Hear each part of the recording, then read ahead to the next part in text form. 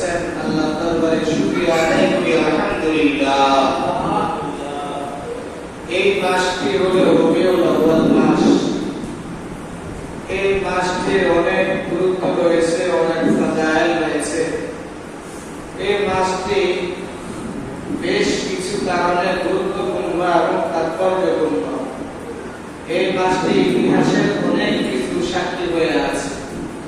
পবিত্রতম এই মাসে মা আমিনার কোলে আরোপিত করে পৃথিবীতে আগমন করেন বিশ্ব মানবতার মুক্তির দূত নবী মুহাম্মদুর রাসূলুল্লাহ সাল্লাল্লাহু আলাইহি ওয়াসাল্লাম।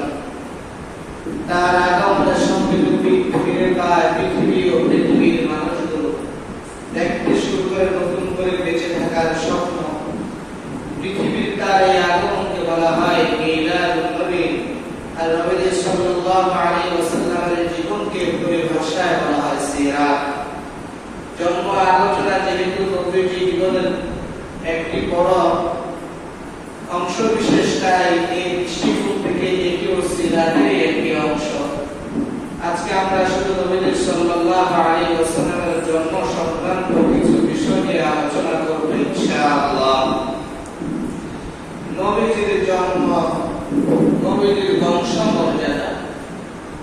নবী সাল্লাল্লাহু আলাইহি ওয়াসাল্লাম তিনি খুব উঁচু এবং সম্ভ্রান্ত বংশে তিনি জন্মগ্রহণ করেছেন। নবী সাল্লাল্লাহু আলাইহি ওয়াসাল্লামের এই বংশকে আরবের সবাই কাফির মুশরিক বেঈমান যারা আছে একত্রিতভাবে সবাই স্বীকৃতি দিয়েছেন তিনি একটি সম্ভ্রান্ত একটি বংশে জন্মগ্রহণ করেছেন এবং তার বংশের মান মর্যাদা অনেক উঁচু।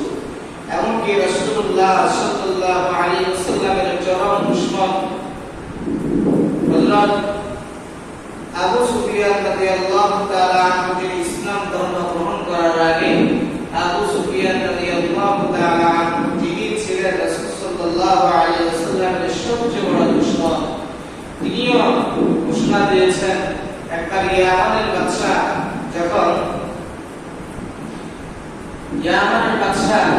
যখন তারা জানতে পারলেন যে আল্লাহ রাসূল সাল্লাল্লাহু আলাইহি ওয়াসাল্লাম দুনিয়ায় জন্মগ্রহণ করেছেন, তখন ইসলাম গ্রহণ করার বহু আগে সম্রাট হিরাক্লিয়াস এক প্রশ্নের জবাব বলেছিলেন যে রাসূল সাল্লাল্লাহু আলাইহি ওয়াসাল্লাম তিনি উঁচু বংশে তিনি জন্মগ্রহণ করেছেন।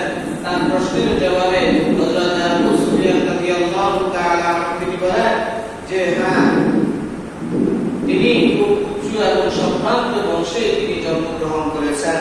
কারণ হুয়া ফিনা তু নাসাবি, তিনি আমাদের মধ্যে তো উঁচু বংশে তিনি জন্মগ্রহণ করেছেন।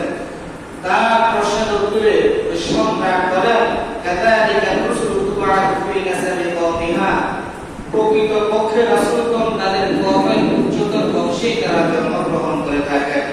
এই কারণে আরবের মধ্যে সবাই রাসূলুল্লাহ সাল্লাল্লাহু আলাইহি ওয়াসাল্লামের কোন বংশে জন্মগ্রহণ করেছেন, তার বংশ মর্যাদা কেমন ছিল, প্রত্যেকই একই বাক্যে উচ্চারণ করে